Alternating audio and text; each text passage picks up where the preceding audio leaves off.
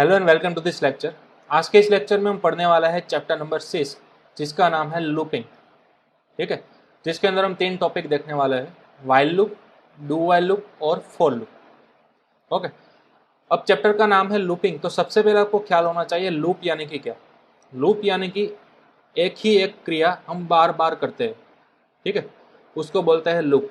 For example, आप रोज उठते हो, नहाते हो, ठीक है, नाश्ता करते हो, तो वो आप रूटीन डेली फॉलो करते हो ना, राइट।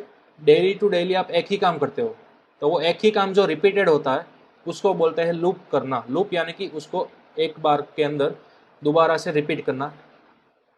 तो वो सेम चीज आज के बाद हम करने वाले हैं सी प्लस प्लस प्रोग्राम के अंदर। ठीक है, लूपिंग यानी कि एज ए प्रोग्रामेटिकली हमें किस तरह से लेना है, कोई स्टेटमेंट है, कोई कोडिंग का ब्लॉक है, ठीक है, कोई पर्टिकुलर कोडिंग हमें अगेन एंड अगेन रिपीट करते रहना है।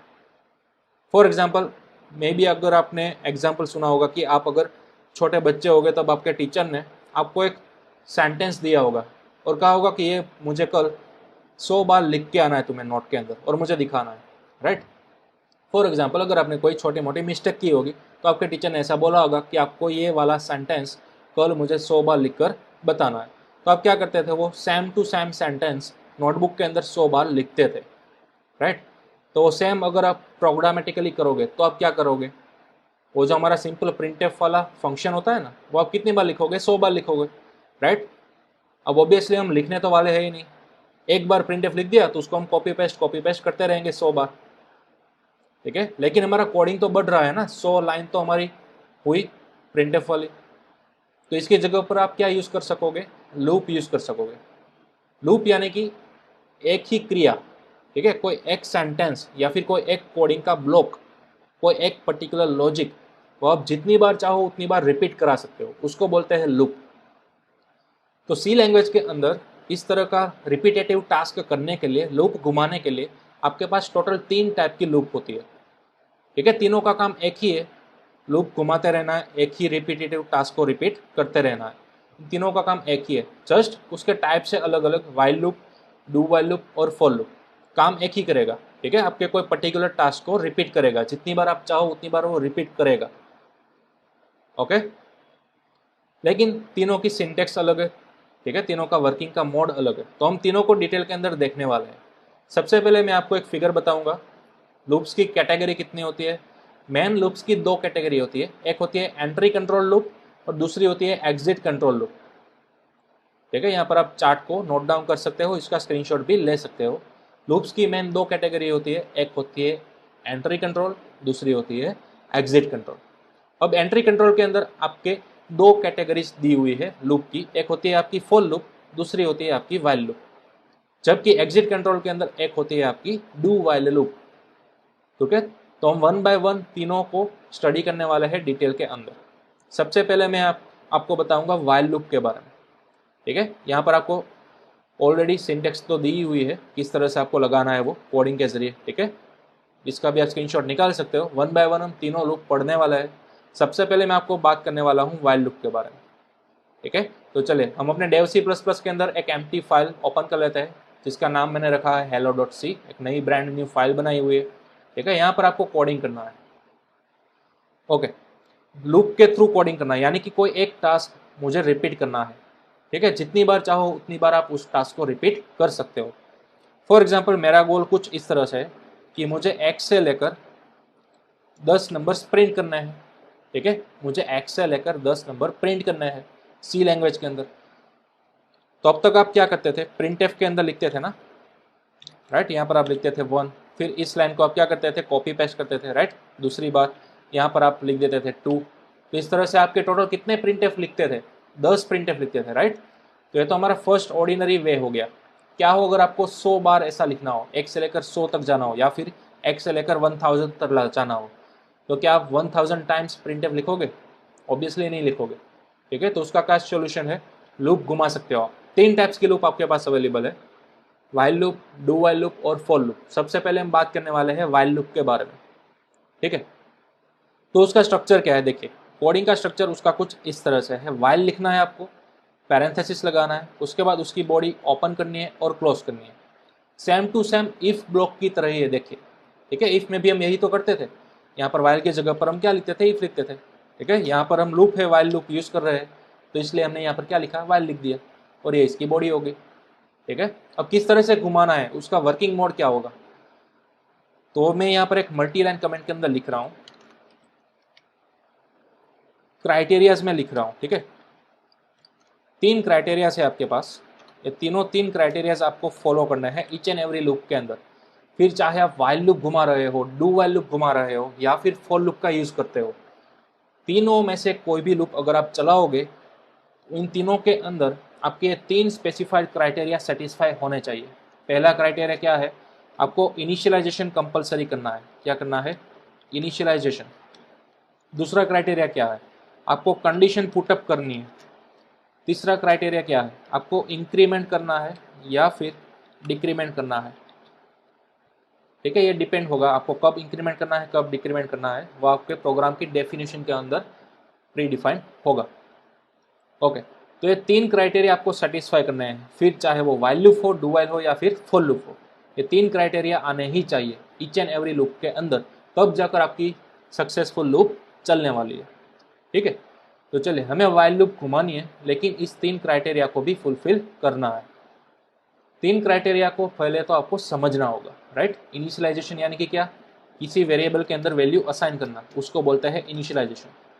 ठीक है, आप ऐसा करते हो ना, for example integer a is equal to 1, तो किसी वेरिएबल्स की वैल्यू जब आप असाइन करते हो इक्वल्स टू की मदद से, तो इस अप्रोच को बोला जाता है इनिशियलाइजेशन।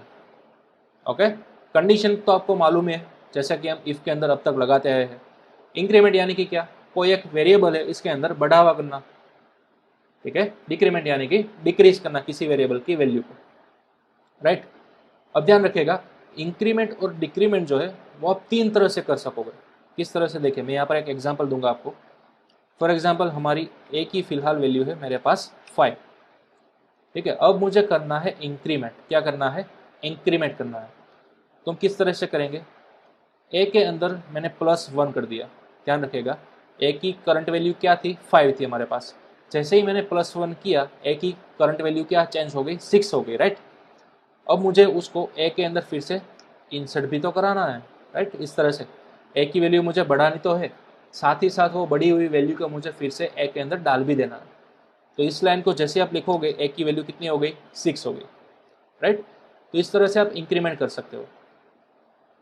अब थोड़ा सा शॉर्टकट हम यूज करेंगे इंक्रीमेंट करने के लिए। आप ये वाली लाइन भी लिख सकते हो, +=1। ठीक है, हमने नया ऑपरेटर यूज किया, ध्यान रखिएगा, += आपको कंबाइंड लिखना है। इस लाइन का exact meaning same to same इस लाइन की तरह ही होगा। ठीक है, जिन लोगों को ये वाली लाइन समझ में नहीं आ रही है, वो ये ऊपर वाली लाइन भी लिख सकते हैं। एक की जितनी करंट वैल्यू थी उसमें आपने एक का इंक्रीमेंट किया, जो नई वैल्यू आई वो आपने असाइन कर दी एक के अंदर, दैट्स ऑल। तो यहाँ पर भी सेम मीनिंग वही हो रहा है। ठीक है, तो आप चाहो तो इसको भी अप्लाई कर सकते हो। ओके, अब लास्ट मेथड आपको लिखना है a++, इस तरह से। ये जो प्लस प्लस किया ना, इसको बोला जाता है इंक्रीमेंट ऑपरेटर। क्या बोला जाता है, इंक्रीमेंट ऑपरेटर। ध्यान रखिएगा, जब भी आप प्लस प्लस लिखोगे, उसका मतलब होगा जिस भी ऑपरेटर के पास आपने प्लस प्लस लगाया है, उस ऑपरेटर के अंदर ऑटोमेटिक एक का इंक्रीमेंट हो जाएगा, एक वैल्यू बढ़ जाती है। ठीक है, तो ये तीनों लाइन का मीनिंग सेम टू सेम है। आप तीनों में से कोई भी लाइन लिख सकते हो, राइट। और ये सेम आप डिक्रीमेंट के अंदर भी अप्लाई कर सकते हो। डिक्रीमेंट यानी कि घटाना कोई वैल्यू को। सपोज घटाने के लिए मैं यहाँ पर लिखूंगा माइनस, तो यहाँ पर आप लिखो -=, और इस वाली सिंटेक्स के अंदर लिखो आप माइनस माइनस। ठीक है, हमने अब यूज किया कौन सा ऑपरेटर, माइनस माइनस। तो माइनस माइनस को आप बोलोगे डिक्रीमेंट ऑपरेटर, तो माइनस माइनस को आप बोलोगे डिक्रीमेंट ऑपरेटर। क्या बोलोगे, डिक्रीमेंट ऑपरेटर। तो माइनस के लिए सिंपल आपको माइनस लगाना है ईच एंड एवरी सिंटेक्स के अंदर। Done, okay. चले फिर से मैं आ जाता हूँ इंक्रीमेंट ऑपरेशन के अंदर, और ये मैं यहाँ पर लिख देता हूँ प्लस प्लस, यानी कि हमारा इंक्रीमेंट ऑपरेटर। ओके, अब हाँ, इसके अंदर आपको एक ध्यान रखनी है, आप तीनों में से कोई भी लाइन लिख तो सकते हो, लेकिन एक मैं ट्विस्ट देता हूँ आपको।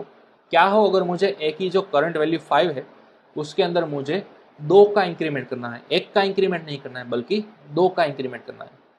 तो आप इस वाली लाइन के अंदर क्या चेंज करोगे, यहाँ पर हमने एक का इंक्रीमेंट किया है, यहाँ पर आप कितना करोगे, दो का इंक्रीमेंट करोगे ऑब्वियसली। तो आपकी एक की नई वैल्यू कितनी होगी, 7 होगी, राइट।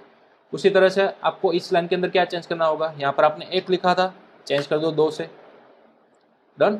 लेकिन ये वाली लाइन के अंदर आप कुछ भी चेंज नहीं कर सकोगे, ये वाली लाइन तो फिक्स ही है, a प्लस प्लस ही आपको रखना है, ठीक है। आपको दूसरी बार लिखना होगा a प्लस प्लस, तब जाकर आपकी कंडीशन चलेगी, तब जाकर आपका इंक्रीमेंट 2 दफा हो जाएगा, ठीक है। ये आपको ध्यान रखना है। अगर आपको एक के अंदर 4 का इंक्रीमेंट करना था तो आप यहाँ पर सिंपल 4 इस तरह से चेंज कर सकते थे, तो आपका इंक्रीमेंट हो जाएगा। लेकिन a प्लस प्लस वाली सिंटेक्स के अंदर आपको ये वाली लाइन 4 दफ़ा लिखनी होगी, ठीक है, इस तरह से। तो अब आपको वाइजली चूज करना है कि इन तीनों सिंटेक्स में से मैं कौन सी सिंटेक्स चूज करूँ, राइट। a प्लस प्लस आप कब चूज करोगे, जब आपको a के अंदर सिर्फ और सिर्फ एक का ही इंक्रीमेंट कराना हो, तभी आपको a प्लस प्लस लिखना है। अगर 2 का, 3 का, 4 का इंक्रीमेंट कराना है तो बेटर है कि आप इन दोनों में से कोई एक लाइन का चूज करो, ओके। तो मैंने पूरा आपको डिफरेंस बता दिया, इंक्रीमेंट किस तरह से करना है और डिक्रीमेंट किस तरह से करना है, राइट। तो इसका भी आप स्क्रीनशॉट ले सकते हो, ओके। चलिए अब हम वापस आ जाता है हमारे वाइल लूप के अंदर। चलिए वाइल लूप के अंदर मैंने आपको पहले बताया ये तीनों क्राइटेरिया हमें सेटिस्फाई करने हैं 1 बाय 1। तो सबसे पहला क्राइटेरिया क्या है हमारा, इनिशियलाइजेशन, राइट। तो देखिए हमारा गोल क्या है, हमें 1 से लेकर 10 नंबर प्रिंट कराने थे, राइट। तो हमें स्टार्टिंग कहाँ से करना है, 1 से करना है ना। तो हमें इनिशियलाइजेशन कहाँ से करना है, 1 से करना है। ये जो हमारा इनिशियलाइजेशन है वो हमें कहाँ से करना है, 1 से, स्टार्टिंग हमें 1 से करना है। तो इसके लिए कोई मैं एक वेरिएबल ले लेता हूँ, फॉर एग्जांपल a b कुछ भी ले सकते हो, लेकिन लूप के लिए सबसे ज़्यादा यूज किया जाता है i स्टैंड्स फॉर इनिशियलाइजेशन, ठीक है, इसलिए हमने यूज किया i, ओके।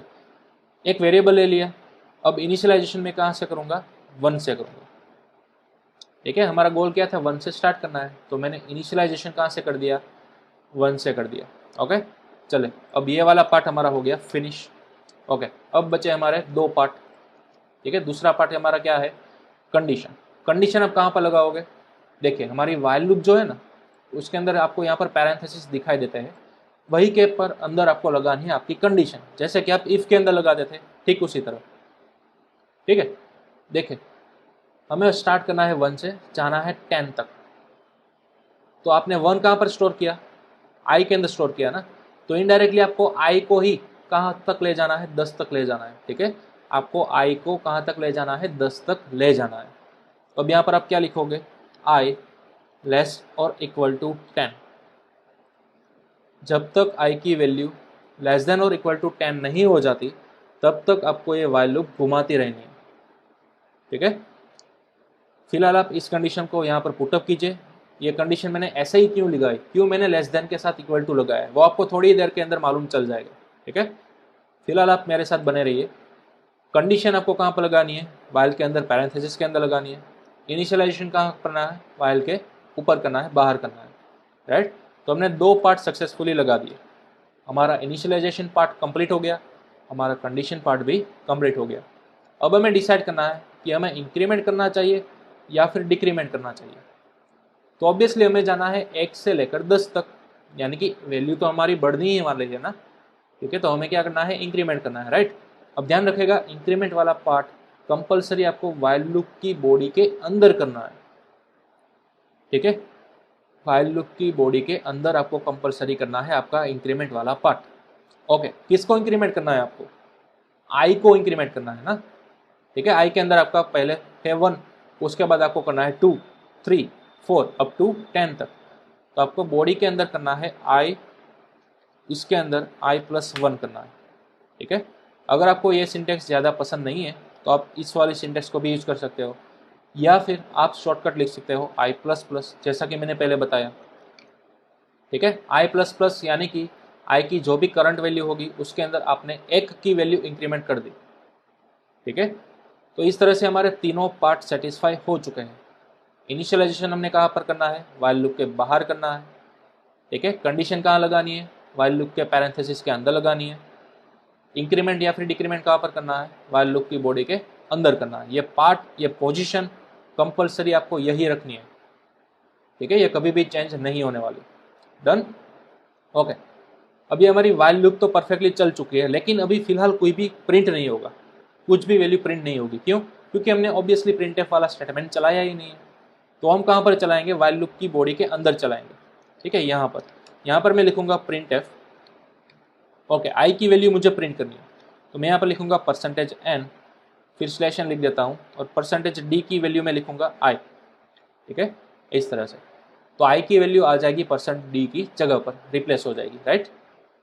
चलिए, सबसे पहले मैं आपको आउटपुट बता देता हूँ, उसके बाद मैं पूरा code 1 by 1 step by step explain करूंगा आपको कि किस तरह से वाइल लूप चलती है, ठीक है। तो चलिए, सबसे पहले इस फाइल को मैंने किया सेव, और अब कराऊंगा रन। तो अब आप देख सकते हो आपका आउटपुट आ चुका है, x से लेकर 10 ऑटोमेटिक सभी नंबर्स प्रिंट हो चुके हैं, ठीक है। अगर आप करना चाहो x से लेकर 100, तो आपको सिंपल यहाँ पर रिप्रेस करना है 100। सेव कीजिए फाइल को, रन कीजिए। अब आपको कंप्लीटली x से लेकर 100 तक का आउटपुट देखने को मिल जाएगा, ठीक है। यहाँ पर मैं स्क्रॉल अप कर रहा हूँ टू द टॉप, ठीक है। x से लेकर आपको कहाँ तक वैल्यू मिली? 100 तक मिल चुकी है, राइट। तो इस तरह से आपका प्रोग्राम चलता है, वाइल लूप चलती है, ओके। अब चलिए समझते हैं स्टेप बाय स्टेप क्या हो रहा है। सबसे पहले आपका प्रोग्राम इनिशियलाइज करेगा i की वैल्यू 1 से, उसके बाद कौन सी लाइन रीड करेगा? 19 नंबर की लाइन, ये वाली लाइन रीड करेगा। यहाँ पर देखिए आपने कंडीशन पुटअप की है i लेस और इक्वल टू 10, तो अब i की वैल्यू यहाँ पर आ जाएगी, राइट, ऑटोमेटिक। चलिए, मैं यहाँ पर लिखूंगा i लेस और इक्वल टू 10। पहली बार i की वैल्यू क्या है? 1, तो वो यहाँ पर रिप्लेस हो जाएगी 1, इस तरह से। तो अब देखिए ये वाली कंडीशन हमारी ट्रू है या फॉल्स है? ऑब्वियसली ट्रू है, राइट। एक जो है वो लेस होता है 10 से, ठीक है। तो जब भी ये हमारी कंडीशन ट्रू होती है, तो हमारे इस बॉडी पार्ट के अंदर लिखा हुआ सभी कोड रन हो जाता है। सेम टू सेम इफ का बिहेवियर किस तरह से था? इफ के अंदर आप लिखते थे कोई कंडीशन ट्रू होती थी, तो हम इफ के अंदर वाला पार्ट एग्जीक्यूट करते थे, अदरवाइज हम बाहर चले जाते थे, राइट। तो सेम टू सेम वही हो रहा है वाइल के साथ। वाइल के अंदर लिखी हुई कंडीशन अगर ट्रू होती है, तो आप अंदर जाते हो वाइल की बॉडी के अंदर, और लिखा हुआ कोई भी स्टेटमेंट आपका रन हो जाता है, ठीक है। तो फिलहाल वही हो रहा है। देखिए, ये कंडीशन आपकी ट्रू हो रही है, तो आप जा रहे हो वाइल के अंदर, ये वाला स्टेटमेंट आपका रन होगा, ठीक है। प्रिंटफ होगी आई की वैल्यू, तो आई की करंट वैल्यू क्या है? 1 है ना, तो इसलिए यहाँ पर मैं कमेंट में लिख देता हूँ, प्रिंट क्या होगा आपका? 1 होगा, राइट। उसके बाद दूसरी लाइन आई आई प्लस प्लस, तो अब आई की वैल्यू थी 1, लेकिन आपने कर दिया प्लस प्लस, तो आई की करंट वैल्यू कितनी हो गई?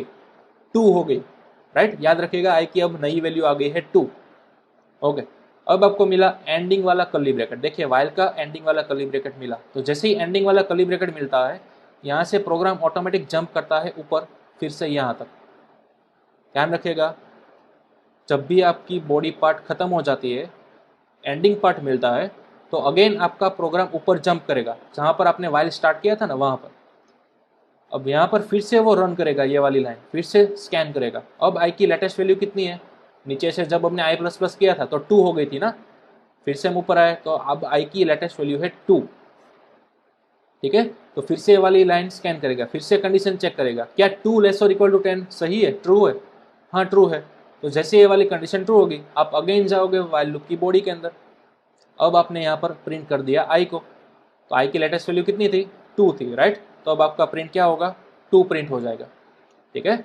अब आई प्लस प्लस हो गया, यानी कि आई की वैल्यू 3 हो गई, राइट। 3 हो गई, एंडिंग वाला कर्ली ब्रैकेट मिला, तो अगेन आप चले गए ऊपर, फिर से ये वाली स्कैन होगी। तो अब आई की लेटेस्ट वैल्यू कितनी आ गई थी? नीचे थे 3 आ गई थी, राइट। तो फिर से कंडीशन चेक होगी, क्या ये वाली कंडीशन सही है? हाँ सर सही है। तो फिर से आप जाओगे अंदर, आई की वैल्यू प्रिंट होगी, यहाँ पर आ जाएगा 3, ओके। अब आई प्लस प्लस किया, तो आई की वैल्यू एक और बढ़ गई, कितनी हो गई? अब 4 हो गई, राइट। तो फिर से आप ऊपर जाओगे यहाँ पर, अब आई की वैल्यू नीचे से कितनी आ गई? 4 आ गई, फिर से कंडीशन सही हो गई, फिर से अंदर गए आप, फिर से आपका 4 प्रिंट हो गया, आई प्लस प्लस हुआ। तो ये वाली प्रोसेस रिपीट हो जाएगी, बराबर। ये वाली प्रोसेस आपकी रिपीट होती रहेगी। कब तक रिपीट होती रहेगी? जब तक आई की वैल्यू 10 नहीं आ जाती ना, तब तक। तो इमेजिन करो ऐसे प्रिंट होते होते आपकी वैल्यू प्रिंट हो गई 10, ठीक है। आई की वैल्यू प्रिंट हो गई 10। अब आई प्लस प्लस हुआ, यानी कि आई की लेटेस्ट वैल्यू कितनी हुई? 11 हुई, राइट। अब ऊपर गए, अब आई की वैल्यू यहाँ पर आपकी कितनी आ गई? 11 आ गई, अब देखिए ये कंडीशन क्या हो रही है, ट्रू हो रही है या फॉल्स हो रही है, ऑब्वियसली फॉल्स हो रही है, राइट। तो जैसे ही आपकी वाइल के अंदर मौजूद कंडीशन फॉल्स होती है तो आप तुरंत ही बाहर निकल जाओगे, अब आप वाइल की बॉडी के अंदर नहीं रहने वाले, अब आप तुरंत ही बाहर निकल जाओगे, ठीक है। तो तब जाकर आपका प्रोग्राम एंड होता है, राइट। तो इस तरह से आपकी वाइल लूप है वो काम करती है वन बाय वन, ठीक है। चले इसका आप स्क्रीनशॉट ले लो, ये थी हमारी वाइल लूप, ओके। इस तरह से आपको चलानी है आपकी वाइल लूप, डन, ओके। अब चलिए माइट भी आपके दिमाग के अंदर ख्याल आ रहा होगा कि सर क्या मैं इस लूप को रिवर्स डायरेक्शन के अंदर घुमा सकता हूँ, यानी कि फिलहाल मैंने क्या किया, 1 से लेकर 10 घुमाया ना, क्या हो अगर मुझे 10 से लेकर 1 घुमाना है रिवर्स ऑर्डर के अंदर, तो आप क्या करो, सबसे पहले आपका गोल डिफाइन कर लो, आपको कहाँ से कहाँ तक जाना है, आपको 10 से स्टार्ट करना है, कहाँ तक जाना है, 1 तक जाना है, राइट। तो इनिशियलाइजेशन आप कहाँ से करोगे, ऑब्वियसली 10 से करोगे, तो आपने यहाँ पर पुटअप कर दिया 10, राइट। अब जाना कहाँ तक है, 1 तक जाना है ना, तो कंडीशन आप क्या लगाओगे, आई की वैल्यू मुझे ले जानी है 1 तक, तो डिक्रीमेंट होगा, राइट। जब भी डिक्रीमेंट होगा ना तब आपको यहाँ पर पुटअप करना है ग्रेटर देन इक्वल टू और 1, 10 से स्टार्ट होगा, कहाँ तक जाओगे, 1 तक जाओगे, ठीक है, यानी कि डिक्रीमेंट हो रहा है 10 से लेकर 1 तक, डिक्रीमेंट होगा तो आपको यहाँ पर प्लस प्लस की बजाय पर क्या लिखना है, माइनस माइनस लिखना है, दैट्स ऑल, हो गया आपका प्रोग्राम, ठीक है। ध्यान रखिएगा जब कभी भी डिक्रीमेंट हो रहा हो तब आपको यहाँ पर लिखना है ग्रेटर देन, जब कभी भी यहाँ पर इंक्रीमेंट हो रहा हो तब आपको लिखना है यहाँ पर लेस देन, ये फिक्स है, इसको ध्यान रखिएगा। अगर यहाँ पर आपने लगाया डिक्रीमेंट और आपने यहाँ पर गलती से लगा दिया लेस देन, तो आपका प्रोग्राम रन होगा और इन्फिनिटी ऑर्डर के अंदर आ जाएगा, यानी कि आपका आउटपुट जो है ना वो आता ही रहेगा, आता ही रहेगा, आपको पूरा डेव C++ हैंग हो जाएगा, ये बात आप खास ध्यान रखिएगा, अदरवाइज आपका पूरा प्रोग्राम क्रैश हो जाएगा या फिर आउटपुट ही नहीं आएगा, ठीक है। ये 3 कंडीशन में से कोई भी सिनारियो आ सकता है, तो खास ध्यान रखिएगा आप, जब भी आपका प्रोग्राम का फ्लो डिक्रीमेंट ऑर्डर के अंदर जा रहा हो तब आपको यहाँ पर क्या लगाना है, ग्रेटर देन का सिंबल लगाना है। अगर आपका प्रोग्राम यहाँ पर इंक्रीमेंट हो रहा हो तो आपको यहाँ पर क्या लगाना है, कंपलसरी लेस देन लगाना है, ठीक है। इसको आप खास नोट डाउन कर लीजिएगा। फिलहाल हमारे गोल के थ्रू हमें जाना है 10 से लेकर 1 तक, तो हमें ऑब्वियसली करना होगा डिक्रीमेंट, जैसे डिक्रीमेंट किया यहाँ पर आप सिंबल चेंज कर दो ग्रेटर देन, दैट्स ऑल, ठीक है। चलिए फाइल को करेंगे सेव और यहाँ से करेंगे रन, अब आप आउटपुट देख सकते हो कंप्लीट आ चुका है 10 से लेकर 1 तक, ठीक है। तो इस तरह से आप रिवर्स ऑर्डर के अंदर भी डिक्रीमेंट के मुताबिक लूप चला सकते हो, कंप्लीट, ओके। अब चलिए वाइल लूप की ये जो बॉडी है ना उसके अंदर आप कोई भी टाइप का लॉजिक लगा सकते हो, फॉर एग्जाम्पल वाइल के अंदर आप इफ एल्स भी लगा सकते हो, नेस्टेड इफ एल्स भी लगा सकते हो, साथ ही साथ लैडर भी लगा सकते हो, बेस्ड ऑन योर प्रोग्राम की डेफिनेशन, ठीक है। आपकी प्रोग्राम की डेफिनेशन आपसे क्या करवाना चाहती है उसके मुताबिक आपको कस्टम लॉजिक लगाना होगा वाइल लूप के अंदर, राइट।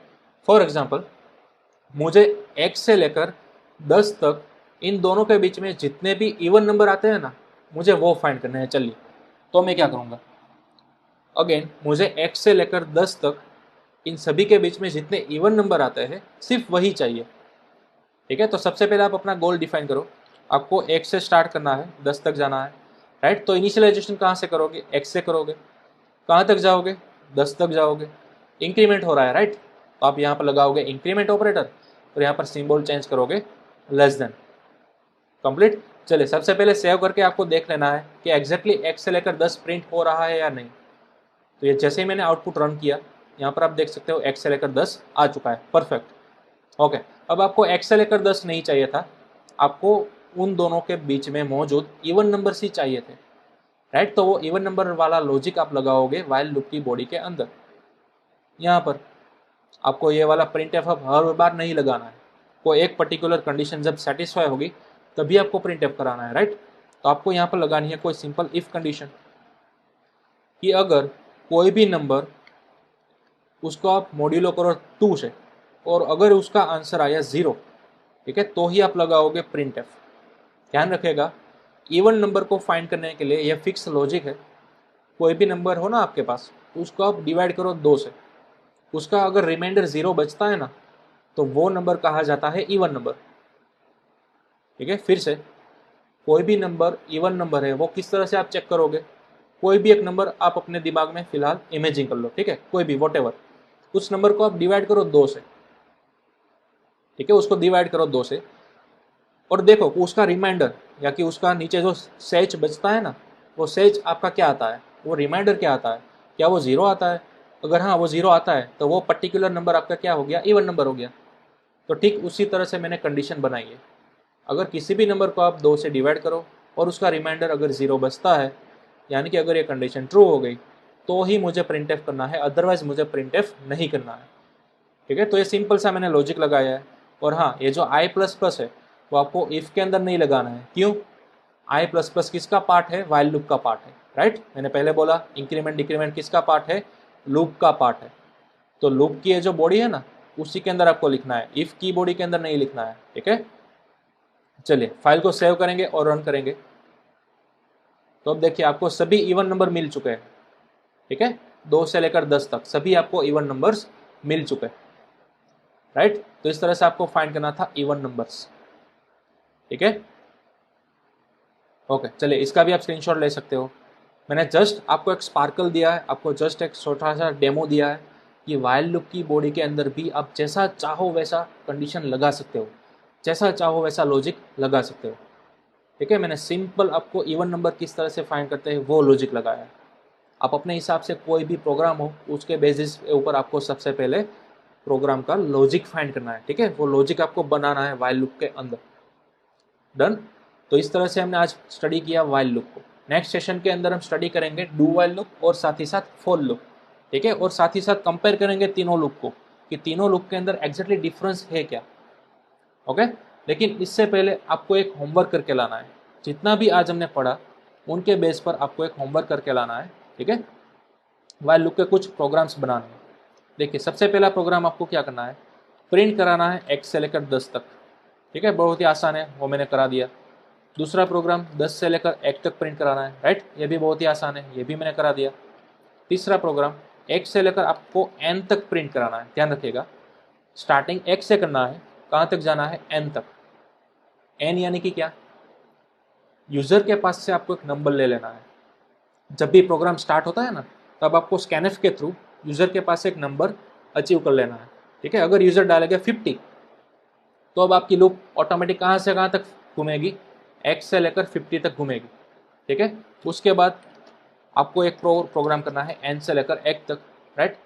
सेम इसमें यही करना है, अगर n की वैल्यू यूज़र डालेगा 60 या फिर 50 वॉट एवर कुछ भी डालेगा, तो वहाँ से आपको घुमाना है 1 तक, ठीक है। सबसे पहले यूज़र के थ्रू एक वैल्यू आपको ले लेनी है, n के अंदर सेव करानी है और वो कहाँ तक घूमेगी, 1 तक घूमेगी, राइट। उसके बाद 1 से स्टार्ट करना है आपको, n तक जाना है, ठीक है। इन दोनों के बीच में जितने भी ऑड नंबर आते हैं ना, वो आपको प्रिंट करना है, ठीक है। मैंने आपको इवन नंबर का लॉजिक बता दिया है, ठीक उसी तरह आपको ऑड नंबर्स का लॉजिक लगाना है। सेम 6 प्रोग्राम, n से स्टार्ट करना है, 1 तक जाना है और इन दोनों के बीच में जितने भी इवन नंबर्स आते हैं वो फाइंड करना है, जो कि ऑलरेडी मैंने यहाँ पर करा दिया है। थोड़ा सा रिवर्स प्रोग्राम मैंने आपको दिया है, ठीक है। नेक्स्ट प्रोग्राम 1 से स्टार्ट करना है, n तक जाना है, लेकिन इन दोनों के बीच में जितने भी नंबर्स आते हैं ना, उन सबका आपको सम प्रिंट कराना है, ठीक है। सम यानी कि किस तरह से, देखिए अगर इस प्रोग्राम में n की वैल्यू यूजर ने डाली 10, कितनी डाली 10, तो आपकी लूप कहाँ से कहाँ तक घूमेगी, x से लेकर 10 तक ऑटोमेटिक घूमेगी, राइट। अगर n की वैल्यू यूजर ने डाली थी 15, तो आपकी लूप कहाँ से कहाँ तक घूमेगी, x से लेकर 15 तक घूमेगी, ओके। तो अब आपको प्रिंट x से लेकर 15 सभी नंबर्स नहीं कराने, बल्कि x से लेकर 15 के अंदर जितने भी डिजिट्स आते हैं उन सभी का सम कराना है। फॉर एग्जाम्पल 1 + 2 + 3 + 4, ठीक है। इस तरह से अप टू आप तो कहाँ तक करना है, 15 तक करना है। और इन सभी का सम करने के बाद जो आपको आउटपुट मिलेगा वो आपको आउटपुट प्रिंट कराना है। मुझे सिर्फ यही नंबर प्रिंट होकर मिलना चाहिए, ठीक है। जो भी इन सभी का सम आएगा उन सभी का आउटपुट आपको यहाँ पर पुटअप करना है, प्रिंट करना है, ठीक है। अगर यूज़र ने n की वैल्यू दी थी 10, तो ऑटोमेटिक लूप क्या करेगी, x से लेकर 10 तक लूप घुमाएगी और इन सभी का क्या करेगी, आपको सम रिटर्न करेगी, ठीक है। और वो सम ही आपको प्रिंट कराना है। ये x से लेकर 10 नंबर प्रिंट नहीं कराने, बल्कि उन सभी का जो सम आता है वो सम आपको यहाँ पर प्रिंट कराना है। Got it? तो इस तरह से आपको अपना 7 नंबर का प्रोग्राम करना है। ठीक है, चलिए नेक्स्ट प्रोग्राम नंबर 8। अब आपको क्या करना है, 2000 से स्टार्ट करना है, लूप को 3000 तक ले जाना है। हमने कैसा 1 से लेकर 10 तक प्रिंट किया था ना, ठीक उसी तरह 2000 से 3000 तक ले जाना है लूप को। लेकिन इसमें एक शर्त है कि इन दोनों के बीच में जितने भी लीप ईयर्स आता है ना, वही आपको फाइंड करना है, वही आपको प्रिंट कराना है, राइट? आई थिंक आपको लीप ईयर क्या होता है वो मालूम होगा कि हर 4 साल में एक आता है आपका लीप ईयर। फॉर एग्जाम्पल अगर साल की बात करूँ 2000, तो 2000 हमारा क्या था, लीप ईयर था। उसके बाद 4 साल के बाद आता है 2004, तो 2004 वो होता है हमारा लीप ईयर्स। उसके बाद 2008 वो होता है हमारा लीप ईयर। ठीक है, तो इस तरह से 2000 से लेकर 3000 तक जितने भी साल आते हैं वो सभी साल आपको प्रिंट नहीं कराने, बल्कि इन दोनों रेंज के अंदर जितने भी लीप ईयर मौजूद है वो लीप ईयर आपको प्रिंट कराना है। ठीक है, तो माइट भी आपका आउटपुट क्या आएगा, देखिए सबसे पहले आपका आउटपुट आएगा 2000, उसके बाद आउटपुट आएगा 2004, उसके बाद आएगा 2008। इस तरह से अप टू कहाँ तक आना चाहिए, 3000 तक आना चाहिए। ठीक है, तो इस तरह से आपका आउटपुट कुछ आना चाहिए। ओके, तो ये था आपका लीप ईयर वाला प्रोग्राम कंप्लीट। ओके, तो इतने प्रोग्राम आपको कर लाना है। ठीक है, टोटल 8 प्रोग्राम है, ये सभी 8 प्रोग्राम आपको करने हैं व्हाइल लूप के अंदर। ओके, तो चलिए इसका भी आप स्क्रीनशॉट निकाल लीजिए, प्रैक्टिस कीजिए सबसे पहले तो सिंपल व्हाइल लूप की, जैसा कि मैंने लेक्चर के स्टार्टिंग के अंदर बोला था उस तरह से कंप्लीट अगर आपके हाथ के अंदर वो बैठ जाती है सिंटेक्स, फिर जाकर आपको एक 8 के 8 प्रोग्राम करने हैं। ठीक है, तो चलिए अब हम मिलते हैं अपने नेक्स्ट लेक्चर में, जिसके अंदर हम बात करने वाले हैं do while loop, for loop और इन तीनों लूप का डिफरेंस क्या है वो। ठीक है, तब तक के लिए कीप प्रैक्टिस। व्हाइल लूप के अंदर ये सभी 8 प्रोग्राम्स आपको परफॉर्म करना है। ओके।